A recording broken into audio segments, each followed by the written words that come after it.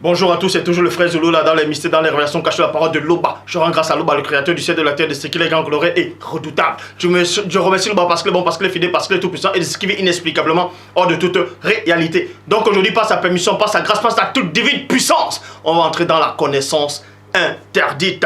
Donc pour ça, je fais cette vidéo aussi par rapport au mystère caché de la lune. Et parce que j'avais fait récemment la vidéo sur la Lune, est-ce que l'homme a-t-il marché sur la Lune, entre parenthèses la NASA. Et beaucoup de personnes ont visionné cette vidéo et beaucoup de personnes aussi ont posé des questions sur cette vidéo. Il y a beaucoup de points d'interrogation qui sont restés en suspens dans la conscience de beaucoup. Et aussi il y a quelqu'un qui a posé une question sous la vidéo. Et la personne aimerait la réponse. Je vais lire sa question et tu vas te reconnaître. Donc je vais répondre à ta question. Car il n'y a aucune question qui peut me surpasser dans l'histoire du monde, de la création, de cette réalité. Oui, parce que Dieu a permis, Loba a permis que je puisse avoir l'explication de toute la Bible et l'explication de toute forme et sorte de questions. Donc pour ça, la question, ta question est...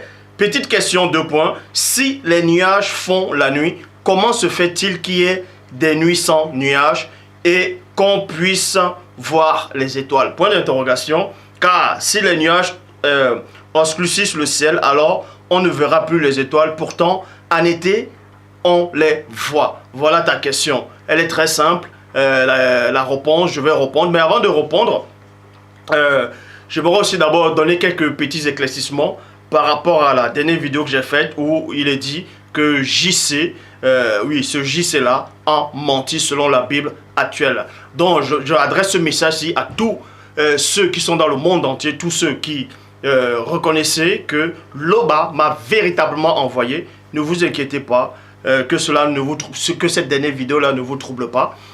Le vrai Christ, écoutez attentivement, le vrai Christ qui est le premier-né, Koudoumane, n'a jamais menti et il ne mentira jamais. Le premier-né qui est le vrai Christ n'a rien à voir avec JC. Est-ce que vous comprenez?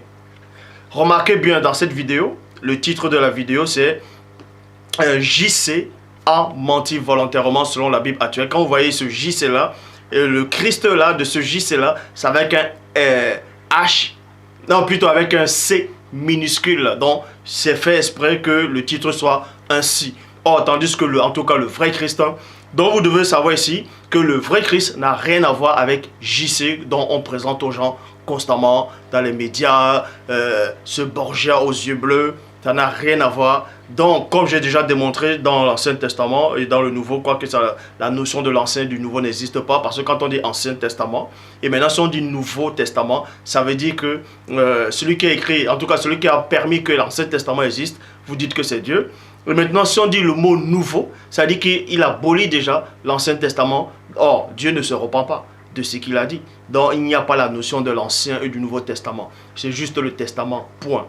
Donc, comme j'avais démontré dans mes précédentes vidéos, il y a celui dont on appelle l'Éternel dans la Bible. Cet Éternel-là n'est pas le vrai Dieu, n'est pas Loba. Et maintenant, il y a aussi le vrai Dieu dont on fait allusion dans la Bible.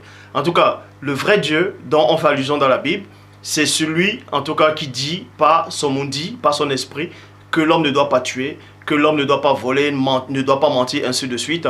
Tandis que le faux Dieu dont on a introduit dans cette Bible-là, dans les écrits, c'est cet Éternel qui approuve le meurtre, qui approuve le viol, qui approuve les sacrifices animaux, qui approuve le mensonge, ainsi de suite. Maintenant aussi, et vous ne devez pas être dans l'ignorance, même dans cette même Bible, ils ont essayé de parler de 2 Christ. Il y a 2 Christ là-dedans. En tout cas, il y a le vrai Christ qui est le premier-né, celui que je connais, et le faux Christ donc, qui a fait semblant sur le chemin de Maüs, et d'autres qui n'ont aucune substance spirituelle, qui n'ont aucune connaissance, vous disent « Oui, mais il y a une autre version qui dit il a paru vouloir aller plus loin. Il a paru vouloir aller plus loin. » Donc, ça veut dire que ça ne fait pas semblant. Mais si vous ne connaissez pas le français, vous restez tranquille. Est-ce que vous comprenez? Comprenez la vraie racine dans toutes les versions, que ce ne soit pas écrit pareil, c'est la même chose, ça signifie qu'il a fait, c'est-à-dire qu'il a fait exprès. Donc en gros, ça signifie que c'était une duperie, une tromperie, tout simplement. Donc toi qui envoie des messages, toi qui vas lire, tu vas vérifier dans une autre version, que non, dans cette version, c'est pas écrit exactement pareil. Il a semblé aller plus loin, il a semblé vouloir aller plus loin. La racine, c'est la même chose. Il a fait semblant. Ça veut tout simplement dire faire semblant. Si tu ne connais pas le français, si tu ne sais pas lire, si tu ne sais pas les mots, les phrases, tu retournes à l'école. Le seul enseignant ici, c'est celui qui est en face de toi, de vous. Et déjà, pour éclaircir, quand Christ a ressuscité, selon la Bible actuelle, il a, en partant sur le chemin de Maïs, mais selon vous, vous pensez que Christ allait où? Quand, supposons même un seul instant, qu'il n'ait pas pu faire semblant, en tout cas, ce JC-là, qui n'a pas fait semblant, mais, et qu'il devait aller plus loin. Il devait aller plus loin où? Il partait où? Dites-le, si vous avez la connaissance. Il allait où? Il n'allait nulle part. Il allait uniquement rejoindre ses disciples. C'est pour ça qu'il a fait semblant. Il a trompé par des gestes. En tout cas, ce n'est pas le vrai Christ qui a trompé. Hein, parce que le vrai Christ ne trompe pas. Le faux Christ, hein, c'est celui qui a fait semblant. C'est le faux Christ qui fait semblant. Et c'est aussi ce faux Christ-là dont on fait croire que c'est lui qui est Dieu. Or, le vrai Christ dit, Dieu est plus grand que lui, que le Père est plus grand que lui. Le vrai Christ dit que le Père est plus grand que lui, qui s'en va au Père. Est-ce que vous comprenez? Donc dans une prochaine vidéo, je vais faire la différence entre les deux Christ qui sont dans la Bible. Le vrai Christ qui est dans la Bible, c'est vrai propos, ce qui vivait, et le faux Christ dans la même Bible. De même qu'il y a Boussi, celui dont on nomme Moïse. Il y a deux Moïse qu'ils ont introduits dans la Bible. Il y a le vrai Moïse et le faux Moïse qu'ils ont introduit, deux personnages différents pour s'aimer la confusion, en gros pour contrecarrer les pas des hommes de Dieu. Est-ce que vous comprenez? Donc, pour ça, on va parler du mystère caché de la Lune. On va parler de la Lune, c'est quoi la Lune? Pourquoi la Lune a été créée? Pourquoi la Lune, elle est comme ça? Pourquoi elle est mystérieuse? Pourquoi ces hommes-là, soi-disant, pensent aller sur la Lune? Et je vais encore vous redémontrer que la Lune n'a rien à voir avec tout ce que vous pouvez imaginer ou concevoir. Je suis le seul dans cette époque à détenir la connaissance ultime, la connaissance cachée, la connaissance ancestrale, la connaissance perdue des anciens Égyptiens.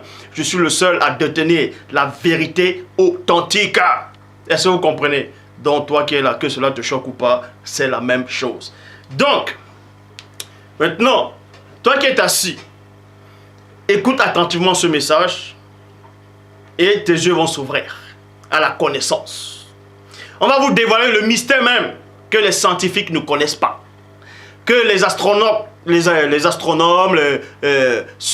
même ceux qui ont soi-disant étudié le mystère même là de la cosmologie, la science interdite de la cosmologie. On va vous dévoiler les petites particules de la connaissance de cette science. Pour ça, je pars dans Genèse chapitre 1 verset 2. Genèse qui veut dire origine, qui veut dire le commencement.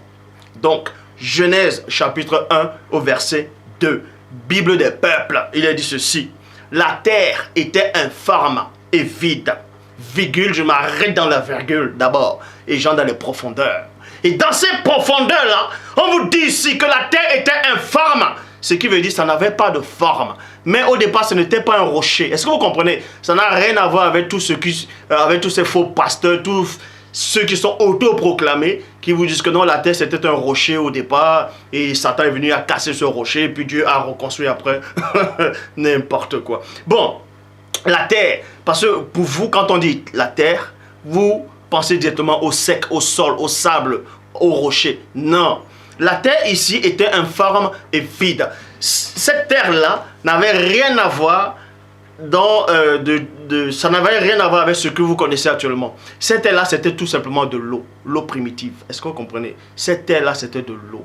Mais dans la Bible, ici, on emploie juste le mot terre pour que vous puissiez comprendre avec vos petits cerveaux. Mais la terre était informe et vide. Et ça, c'est logique, puisque quand vous prenez de l'eau, L'eau n'a pas de forme. Mais l'eau prend juste la forme dans le récipient où il va entrer. Où elle pourra entrer. L'eau prend juste la forme de chaque contenu où elle va entrer. C'est là où elle prend cette forme. Mais au départ, l'eau primitive était informe et vide. Vide maintenant comment? Vide, ça symbolise quoi? Vide, ça symbolise qu'il n'y avait pas encore la vie dedans. C'est pour ça qu'elle était vide. Donc la terre était informe et vide, virgule.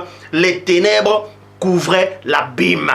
Les ténèbres ici, l'abîme c'est quoi? L'abîme ici, ça n'a rien à voir avec cette tôle-là. Vous voyez, l'abîme peut symboliser l'eau.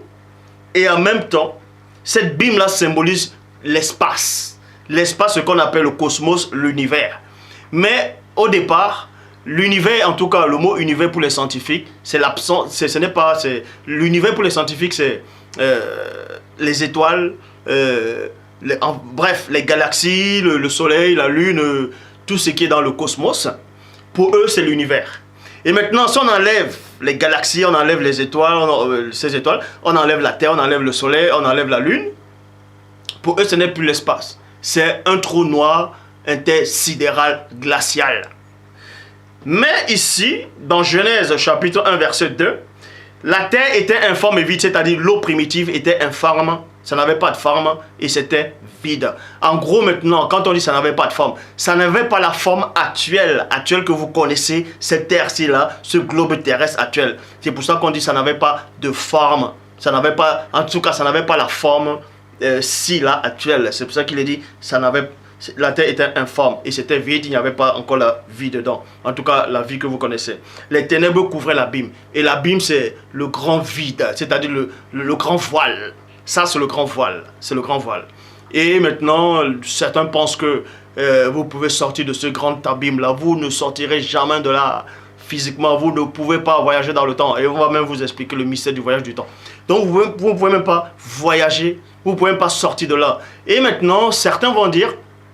Ceux qui pensent être scientifiques, ils vont vous dire non, c'est la théorie des cordes. Donc il y a aussi la théorie des trous noirs. Que le trou noir c'est quoi? Ça se forme. Et d'autres disent que c'est une étoile qui explose. Et ça devient supernova. Et donc ça crée, c'est-à-dire ça absorbe. Et ça devient un trou noir. Et le trou noir maintenant, dès que tu entres dans le trou noir, ça te ramène dans un autre univers. C'est ce qu'on appelle les multivers. Dans un autre univers, c'est-à-dire dans une autre réalité. Est-ce que vous comprenez? Et ça, ce n'est pas ça. C'est pas comme ça que ça se passe. On va vous révéler tout ça par rapport à la lune. Et vous comprenez que c'est la lune qui est derrière toutes ces choses-là. Bon. Et l'Esprit de Dieu planait au-dessus des eaux. Au-dessus des eaux. Au-dessus des eaux. Bible en français courant. La terre était sans forme et vide. Et l'obscurité couvrait l'océan primitif. Point.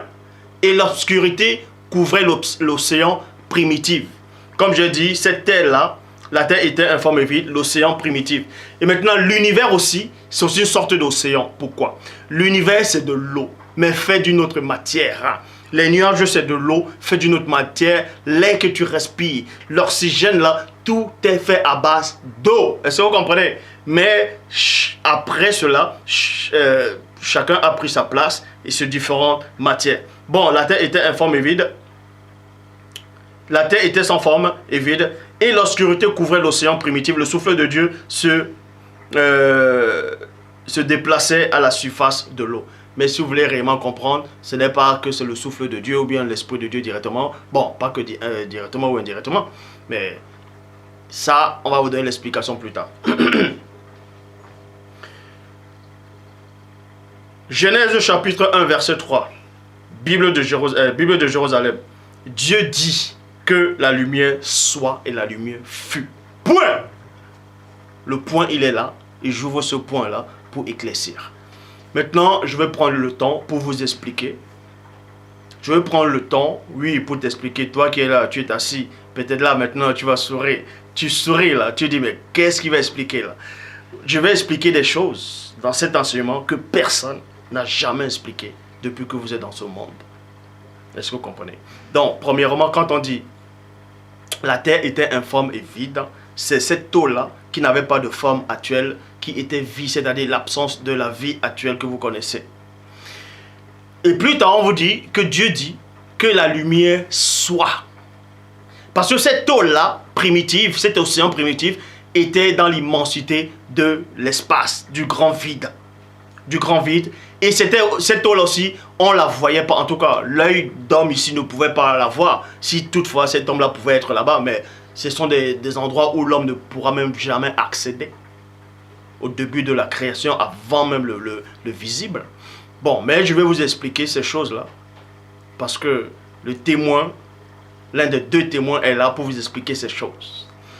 Cette eau-là, qui était la base même de cette terre-là dont vous êtes actuellement, était dans l'obscurité totale. Donc, il n'y avait que les entités spirituelles du grand hors des choses qui pouvaient voir cette masse d'eau-là, primitive, océan primitif, qui n'a rien à voir avec l'eau que vous connaissez actuellement. Et ensuite, il y a une voix. On a entendu une voix. Une voix terrifiante que l'homme ne peut même pas concevoir. Mais cette voix dit que la lumière soit. Et la lumière fut. Pac. En gros, si vous voulez comprendre, c'est cette eau-là qui n'avait pas de forme qui s'est allumée. Loba. Dis Loba, toi qui es assis. Ah, je sais que tu viens de dire. Quand la voix mystérieuse, le verbe de Loba, par Loba dit que la lumière soit. Et la lumière fut. En gros, c'est cet océan-là. C'est cette eau-là qui s'allume. L'eau s'allume. Et on voit l'eau. Et là, vous voyez cette eau. Parce qu'avant, elle était dans l'obscurité. Et on voit cette eau-là. C'est en cela où la lumière soit. C'est la première lumière dans le visible de la terre. Dont on formait déjà la base de la terre. C'était le commencement de la terre. La terre dont où vous êtes actuellement. C'était son commencement. C'était d'abord sa lumière. Le soleil n'existait pas. Est-ce que vous comprenez? C'est pour ça que quand vous pouvez même voir souvent le dehors, vous regardez, il fait jour. Mais vous ne voyez, deux fois il fait jour, vous ne voyez pas le soleil. Ce n'est pas le soleil qui apporte le jour. Ce jour, le jour, sans que vous voyez le soleil, c'est tout simplement cette lumière-là qui est apparue, qui s'est manifestée au début. Que la lumière soit et la lumière fut. Ésaïe chapitre 45 au verset 7, Bible de la liturgie. Je façonne la lumière et je crée les ténèbres. Ces ténèbres-là n'ont rien à voir avec les ténèbres de Satan, l'ancien jardin chérubin. Ouais. Donc, on façonne la lumière. On façonne cette lumière. Donc, on travaille cette lumière-là. Et ensuite, on la manifeste. C'est pour ça qu'on dit que Dieu dit que la lumière soit. La lumière fut. Donc, on manifeste cette lumière-là. Cette lumière-là, c'est-à-dire on l'a formée. Cette lumière dans le non visible. Et elle s'est matérialisée dans le visible. Est-ce que vous comprenez? Jérémie, chapitre 4 au verset 23. J'étais déjà là quand... Non, plutôt dans Jérémie 4, 23. Je regarde la terre, virgule, et voici, elle est informe et vide. Les cieux, virgule, et leur lumière apparut. Point. Les cieux et des cieux se fait à base d'eau. Mais maintenant, il y a l'eau visible et l'eau non visible. Proverbe chapitre 8 au verset 27.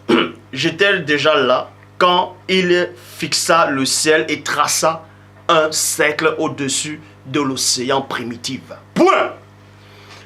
Donc, on vous dit la terre était informe et vide, ça n'avait pas de forme actuelle. Mais plus tard, là, dans la révélation dans Proverbe 8, 27, j'étais déjà là quand il fixa le ciel et traça un cercle au-dessus de l'océan primitif. Parce que cette eau-là, premièrement, il y a l'eau. On ordonne que la lumière soit. Boum, la lumière fut. Et maintenant, cette eau-là devient vivante. Puisque premièrement, on dit, elle était informe et vide. Ce qui est vide n'a pas de vie. Mais, je sais de quoi je parle. Et ensuite, la lumière apparaît. Donc cette eau-là s'allume. Et parce qu'elle s'allume, elle devient vivante. Cette eau-là devient vivante. Est-ce que vous comprenez? Cette eau devient vivante maintenant. Là, on est en train de former maintenant cette eau-là. On est en train de former le mystère même de la terre, la base de la terre, la structure de la terre. Et plus tard maintenant, on trace sur cette eau-là un cercle. On trace un cercle comme ça. On trace un cercle sur cette eau-là. Au départ, qui n'avait pas de forme, qui n'avait pas cette forme-ci. On trace maintenant un cercle. Et plus tard, quand vous lisez dans la Genèse, on vous dit quoi? Que on coupe encore en deux. Dieu dit que l'étendue monte. Et qui est l'étendue? Plutôt qui est l'étendue? C'est-à-dire on met les nuages. Donc on fait maintenant en forme de rond. C'est un cercle et c'est rond. Si vous voulez comprendre, parce qu'il y a des gens qui disent non, la terre est ronde. D'autres disent non, la terre est plate. Bref. Si vous voulez comprendre, la terre elle est ronde et elle est plate. Comment? Comment elle est ronde et elle est plate? La surface de la terre, elle est comme ça, là. La surface de la terre, elle est comme ça. Vous voyez? La surface où les gens habitent, où il y a les maisons, tout.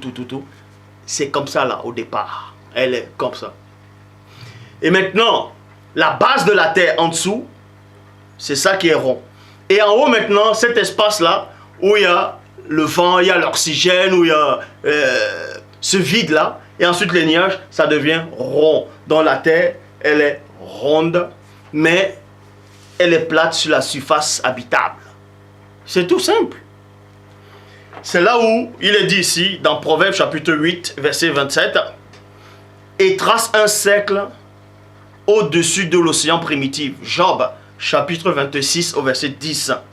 Il a tracé un cercle à la surface des eaux. À la surface des eaux, virgule, comme limite entre la lumière et les ténèbres. La lumière et les ténèbres. Donc, on a tracé plusieurs couches, plusieurs cercles.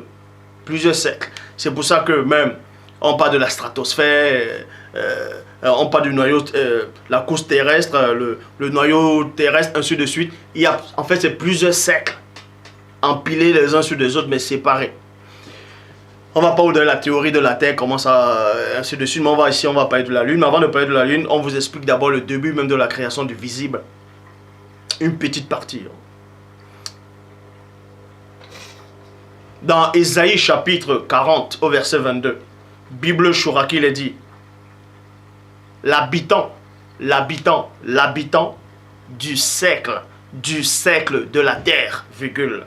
Psaume 104, verset 19, Bible du rabbinat français Zado, quand il est dit, il a fait la lune. Maintenant, tout ce que je venais de dire, c'était l'introduction. On va entrer dans le cœur même du message. On vous dit ici, on va vous dévoiler une petite particule, une petite facette de la lune mystérieuse. C'est quoi? Pourquoi Dieu a créé la lune? La lune symbolise quoi exactement? Quelle est l'importance de la lune? C'est quoi la lune? Si la lune disparaît maintenant, je vous le dis, si la lune explose, il n'y a plus de vie. Est-ce que vous comprenez? On va vous expliquer pourquoi. Psaume 104, verset 19. Bible du rabbinat français Zadokan, il est dit, il a fait la lune pour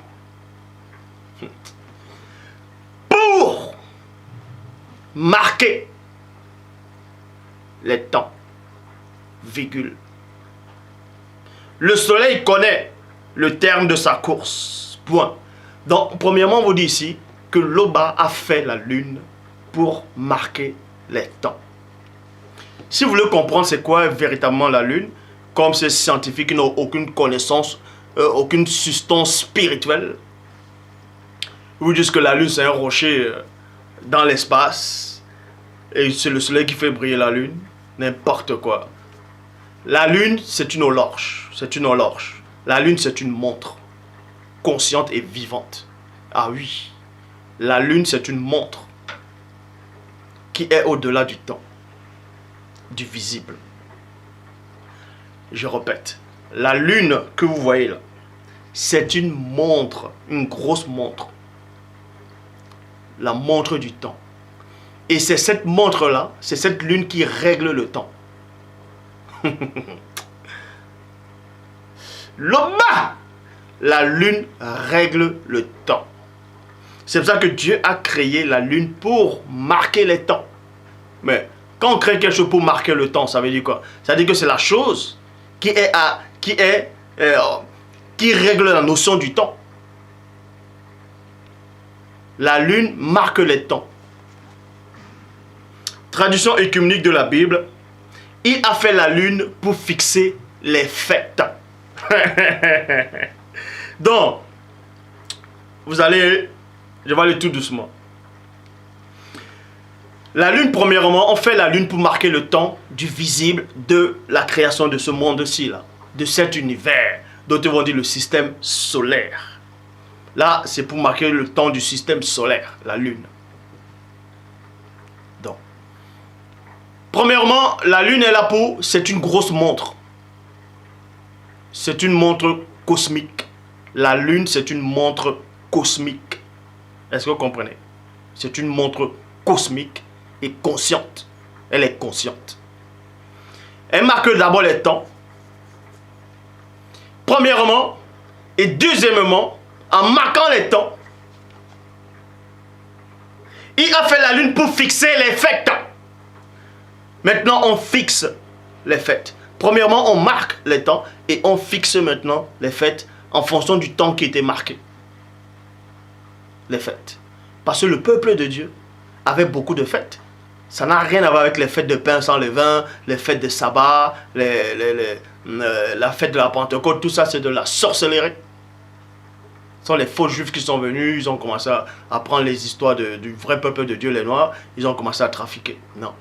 Il y avait les vraies fêtes qui n'avaient rien à voir avec des sacrifices, avec le pain sans levain et tout ça.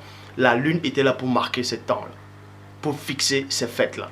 C'est pour ça que quand vous voyez même le croissant de lune, il y a le croissant de lune, il y a la pleine lune.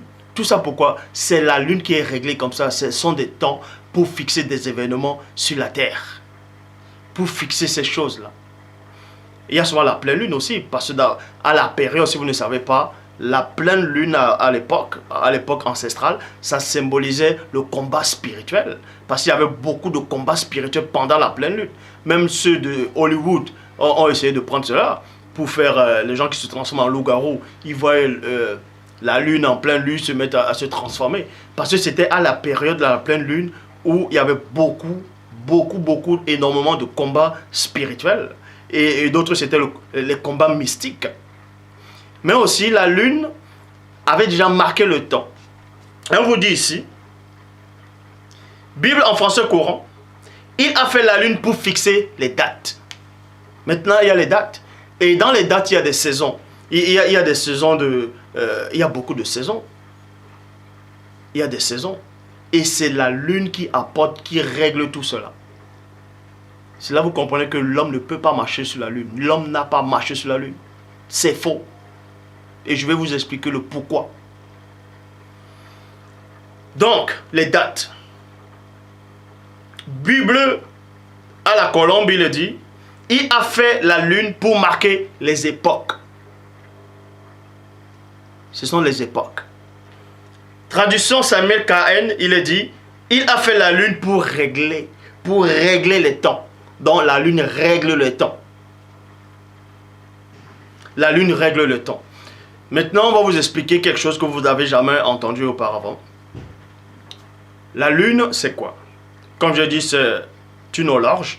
C'est une grande montre cosmique dans l'immensité de l'univers qui est à la base du temps du système solaire, qui règle le temps. Les fêtes, les époques, beaucoup d'autres choses. Et c'est même souvent la lune qui fait monter les raz de marée. Est-ce que vous comprenez? Quand il y a les inondations la nuit, c'est la lune qui est à la base de ça aussi. Et maintenant, ce que vous ne savez pas, oui, ce que tu ne sais pas, c'est quoi? C'est que la lune, c'est la nuit en dormant. Ça, vous pouvez vous renseigner. C'est pendant la nuit, quand on dort, que l'on grandit. Que l'on grandit. C'est la nuit, quand tu dors. Certains vont dire, ouais, mais ils dorment la journée. D'autres vont travailler la nuit. Toujours est-il que, même si tu travailles la nuit, à un moment, tu vas somnoler. Ton corps a été fait pour dormir la nuit. Donc, c'est pendant la nuit que ton corps, tes cellules grandissent et tes cellules vieillissent. Parce que ce sont les rayons de la lune qui envoient le temps sur toi, sur la terre. Et le temps de la lune, c'est-à-dire les rayons de la lune, ce sont comme des montres, ce sont comme des aiguilles. Pac, pac, pac, pac,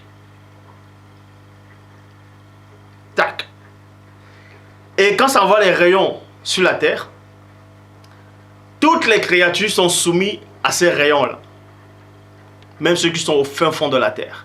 Parce que la terre même est soumise à ça. Et quand les rayons de la lune frappent la terre, c'est le temps que, en fait, quand elle frappe la terre, c'est le temps qui entre. Ce rayon-là, c'est le temps.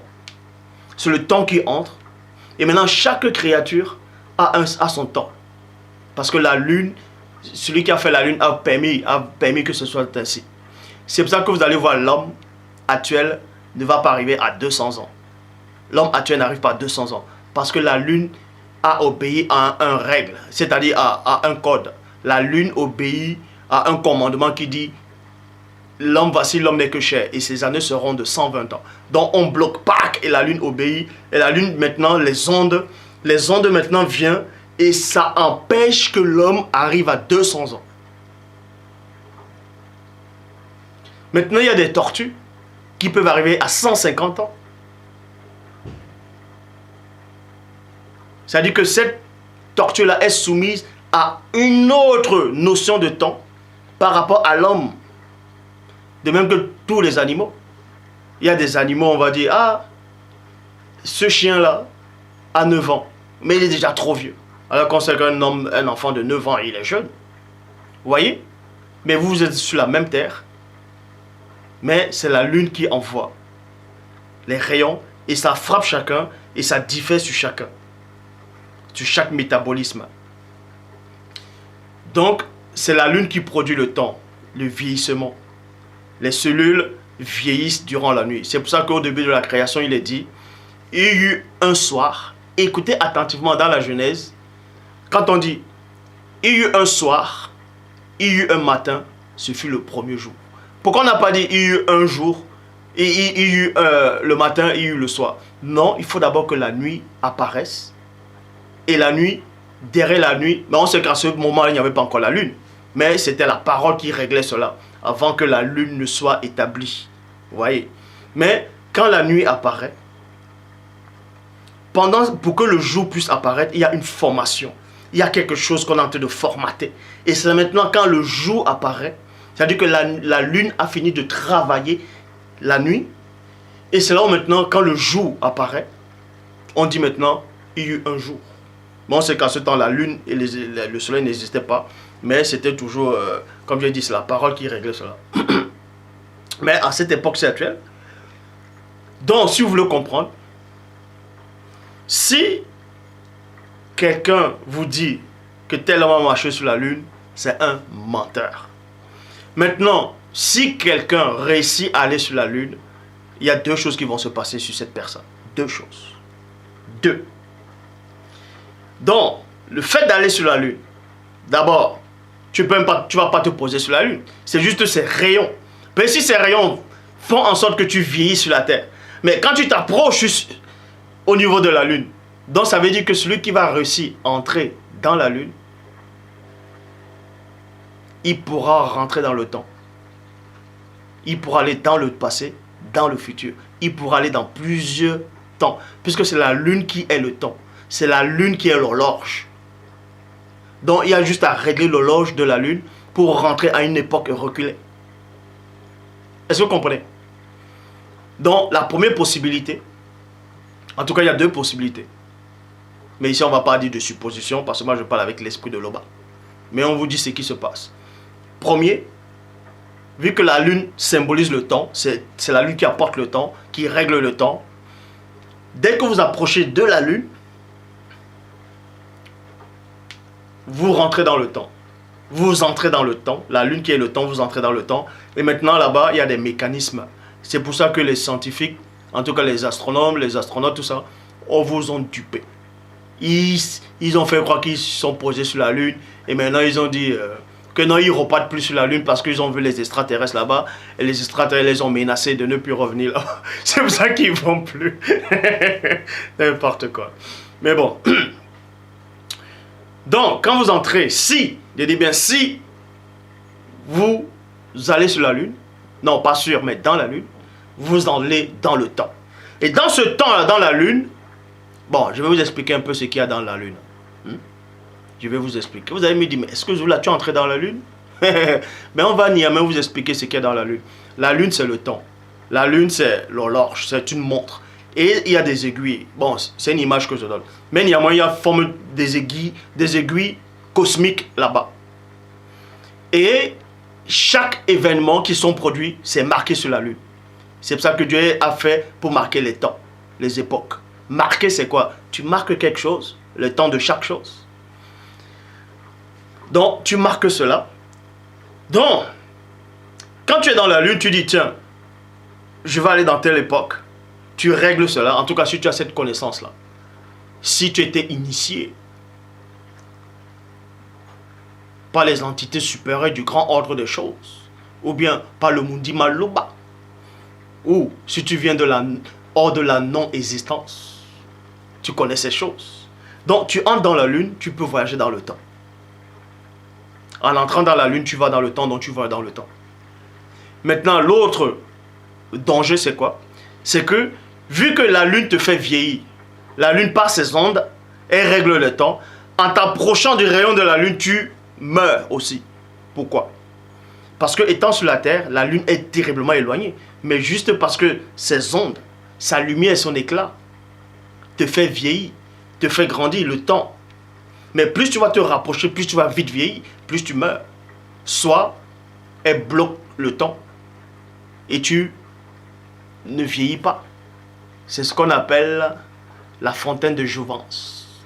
La Lune, c'est une sorte de fontaine de jouvence cosmique. Est-ce que vous comprenez? Là, c'est la petite échantillon de la Lune mystérieuse. On ne va pas vous dire ce qu'il y a exactement, tout ce qui est dans la Lune, quand même. Je ne vais pas tout vous révéler comme ça. Je ne vais pas vous révéler tout ce qu'il y a dans la Lune. Donc maintenant, la question est de savoir, les nuages apportent la nuit. Dans les nuages s'assombrissent et ça porte la nuit et il fait nuit. Mais le jour, il n'y a pas de nuages. Il fait quand même nuit.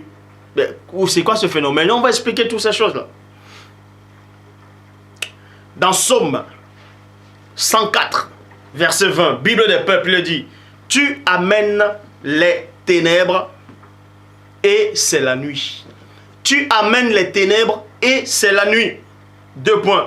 Les bêtes de la forêt font commencer les rondes. Bible du semeur, tu fais descendre les ténèbres et c'est la nuit. Tu fais descendre les ténèbres et c'est la nuit. Mais là, nullement, on parle du soleil. C'est pas que le soleil va se déplacer et puis la nuit apparaît. Ça, c'est faux. Ça ne tient même pas la route. Premièrement, à l'époque, au début de la création, quand il faisait nuit sur la terre, il faisait nuit là. Ça ne veut pas dire que, parce que ici maintenant, il peut faire nuit ici et dans un autre pays il fait jour. À l'époque, c'était pas ça. Quand il faisait nuit sur tous les territoires. Parce qu'il n'y avait pas encore la dérive des continents.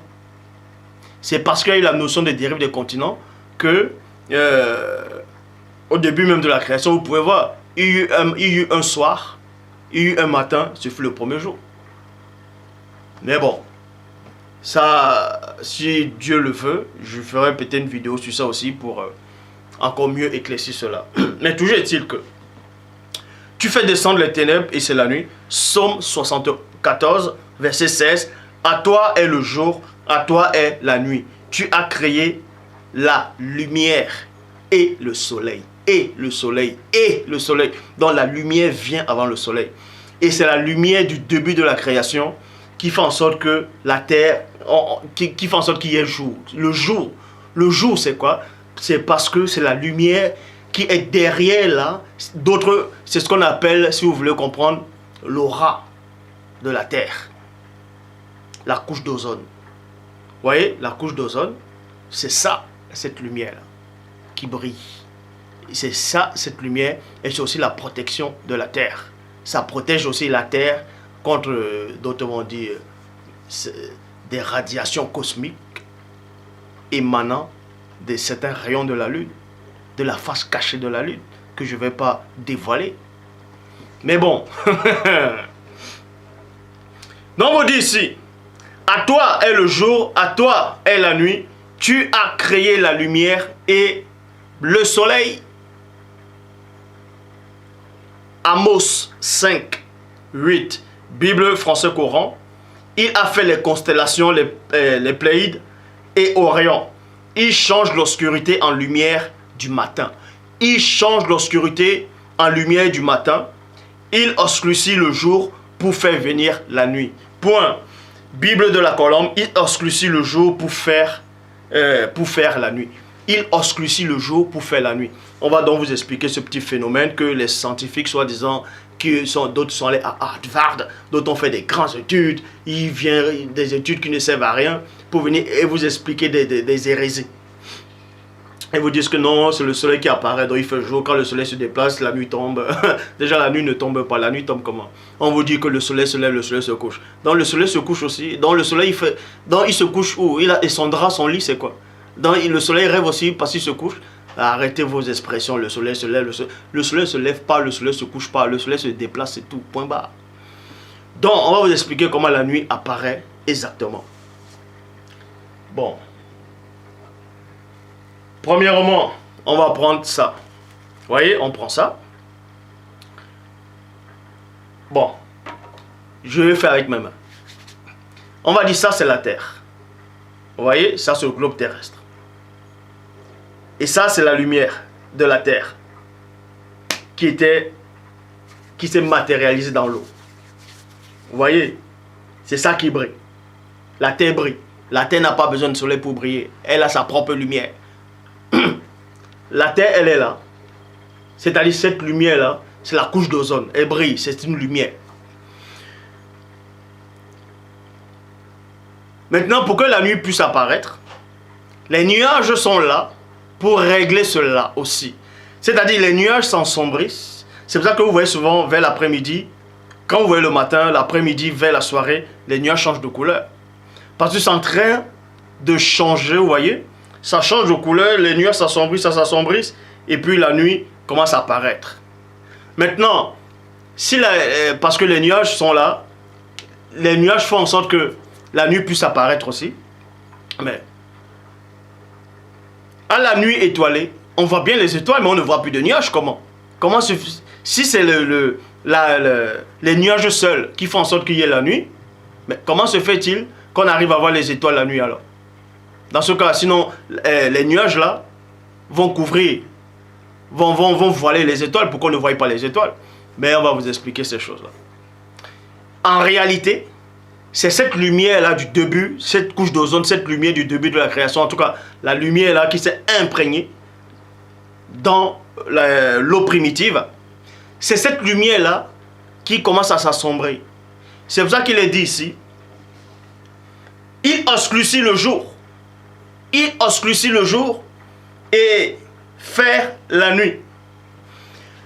C'est cette lumière du début de la création qui s'assombrit. Vous voyez?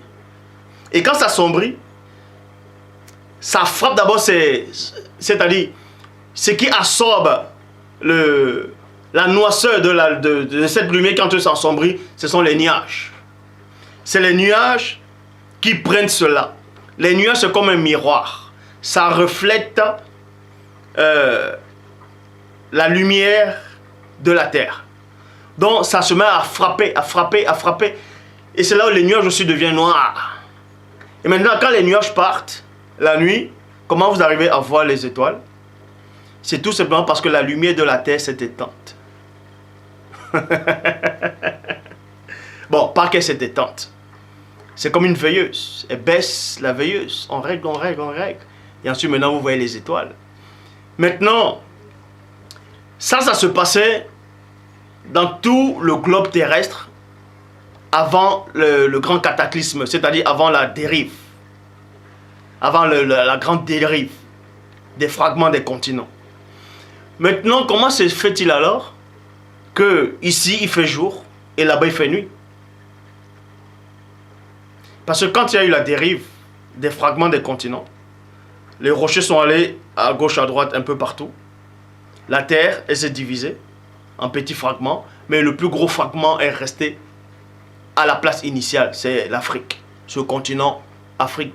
Et ça ne s'appelle même pas Afrique, c'est Wassé. C'est Wassé, la Terre. Ça, c'est le vrai nom de l'Afrique, du continent, c'est Wassé. Donc, et qu'on ne vous mente pas, c'est le plus gros continent, c'est le seul continent. Comme je dis, d'autres vont dire qu'il y a plusieurs continents. Il y a le continent asiatique, il y a le continent européen, il y a le continent d'Amérique, le continent Océanie, bref, ainsi de suite. Mais si vous voulez réellement comprendre, l'Amérique,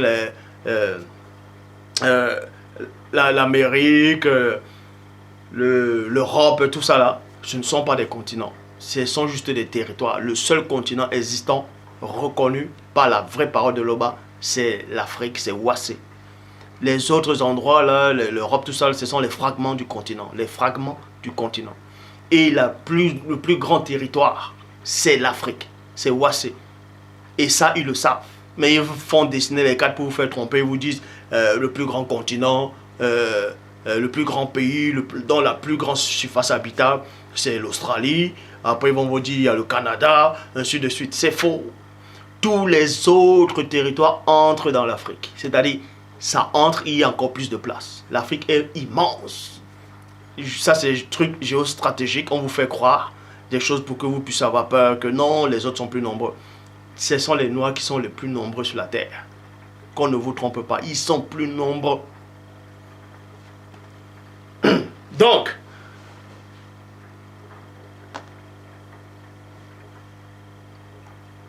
les nuages s'ensombrissent.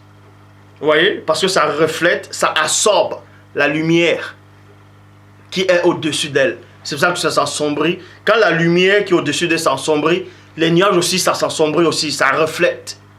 Puisque les nuages sont faits aussi à base de cette lumière, c'est-à-dire à base de cette eau-là. Donc ça s'assombrit aussi. Et quand c'est vraiment bien sombre, les nuages sont déjà bien sombres aussi. C'est là les nuages maintenant partent. Et c'est toujours la nuit. Puisque c'est cette lumière-là qui... C'est pas que ça s'est éteint. C'est cette lumière-là qui a baissé de densité. Et maintenant, quand ça baisse de densité, c'est la couche d'ozone là qui prend maintenant aussi, qui devient comme un miroir. C'est pas que la couche d'ozone s'ouvre comme ça et puis on voit l'univers. Non. Sinon, si la couche d'ozone s'ouvre et puis vous voyez l'univers, vous allez tout flotter et vous allez monter directement. Puisque l'abstraction va vous attirer. Mais sauf que, on va vous expliquer ces choses, c'est comme vous êtes chez vous. Vous voyez? Vous ouvrez les stores à la maison ou bien les rideaux. Vous ouvrez peut-être la fenêtre, les stores, et il y a la vitre. Voilà. Et la lumière qui est derrière, hors de la vitre, ça frappe et ça entre. Et vous voyez le dehors. Ça ne veut pas dire que vous avez cassé le miroir. Non, mais non, que vous avez cassé votre vitre pour voir le dehors. Et la couche d'ozone, c'est pareil avec les nuages, c'est pareil. Donc la nuit apparaît parce que les nuages absorbent la lumière qui est derrière elle. Quand la lumière s'assombrit, les nuages s'assombrissent aussi. Et ça se repent, ça se repent, ça se repent, et ça devient la nuit. Et après maintenant, les nuages commencent à se dissiper. Et là, vous voyez maintenant les étoiles de loin, vous voyez l'univers. Vous voyez une petite particule de l'obscurité. Tandis que dans un autre pays actuel, il fait jour. Il fait jour maintenant, pourquoi là-bas? Alors qu'avant, quand il faisait jour sur toute la terre. Quand il faisait nuit sur toute la terre. Tout simplement parce que c'était un seul bloc. C'était un seul bloc. C'était un seul bloc. Parce que la terre, au début, quand Loba a tracé, en tout cas, quand il a permis que la terre soit tracée, quand la terre a été tracée, l'océan, c'était comme ça là, c'était rond, vous voyez? Et ensuite, c'était comme un ballon, c'était rond, et en même temps, c'était un cercle, flap à la surface. L'eau était aussi comme ça là. Et ensuite, maintenant, on fait. Là, on dit qu'il y a une étendue entre les eaux du dessous et les eaux du dessus. Pac, l'étendue, c'est comme ça, là. Ça monte. Vous voyez? L'étendue monte. Et là, maintenant, là, on transforme ça en couche d'ozone, en nuages, l'air, les nuages, bon, comme j'ai dit, les nuages, tout ce qui est dans l'air. Et là, maintenant, c'est l'océan. Et ensuite, maintenant, ça ne va pas rester comme ça. On fait maintenant une protection. C'est la couche d'ozone, c'est cette lumière-là qui prend tout comme ça, là. Donc, ensuite, le cercle, ça devient un rond. Tu vois, vous voyez? Là, en haut, ça devient un rond comme ça, là. Et en bas, ça devient un rond. Mais la surface habitable, c'est toujours plata. Et dans cette surface habitable, c'était toujours de l'eau primitive. Et cela, maintenant, on dit que Dieu dit que le sec paraisse. Le sec, c'est maintenant le sol, là. Le sol apparaît maintenant, là, sur ce truc vert, là. C'est le sol qui apparaît. Et c'est toujours le sol, c'est toujours rond. C'est toujours rond, la terre. La terre, c'est-à-dire où on marche le sol, c'était rond au départ. C'était en forme de cercle aussi. C'était en forme de cercle.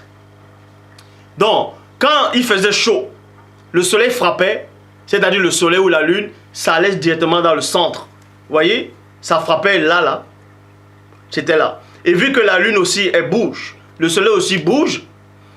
Donc, quand la lune va aller dans un endroit, va un peu, on va dire, un peu se déplacer. Vous voyez? Elle va un peu se déplacer parce qu'il fera aussi...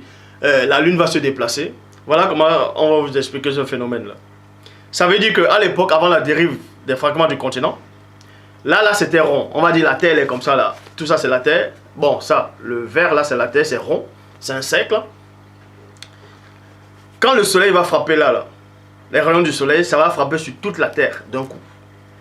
Toute la Terre, donc le soleil est partout. Partout. Et maintenant, quand le soleil, à l'époque, bon, pas à l'époque, au moment où elle doit se déplacer, partir, c'est-à-dire, c'est pas qu'elle va partir juste pour rien, pour ne rien faire. Elle suit un schéma. Ce sont des règles. Elle suit un schéma. Donc, quand le soleil part comme ça, la lune, elle se place aussi maintenant pour jouer son rôle. Là. Maintenant, sauf que le soleil là, maintenant le soleil va éclairer où aussi? Va éclairer les autres parties là, c'est-à-dire l'océan.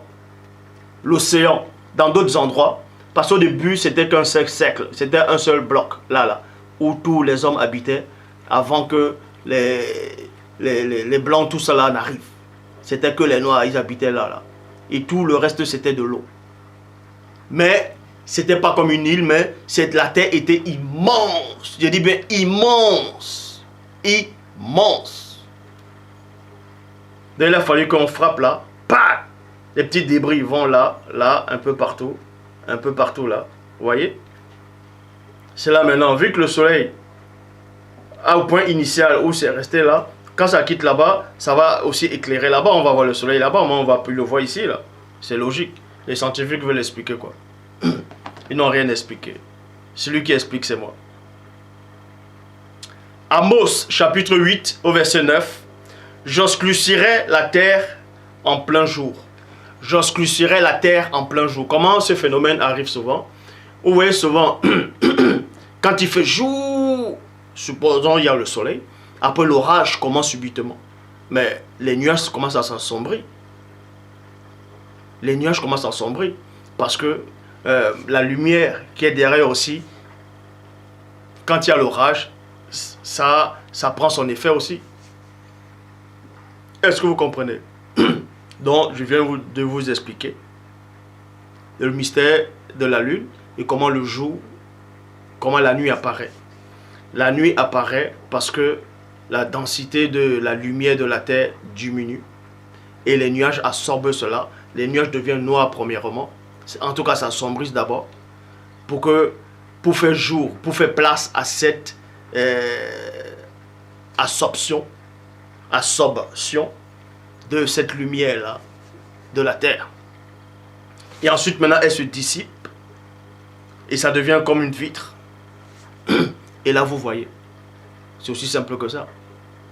Donc, comme j'ai dit au début, le vrai Christ, qui est Koudoumane, qui est le premier-né, n'a pas menti.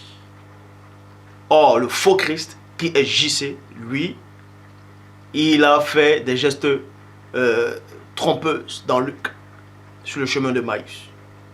Vous pouvez lire toutes les versions. Vous allez dire non, il a semblé aller plus loin, il a voulu sembler aller plus loin. C'est la même chose. C'est la même chose.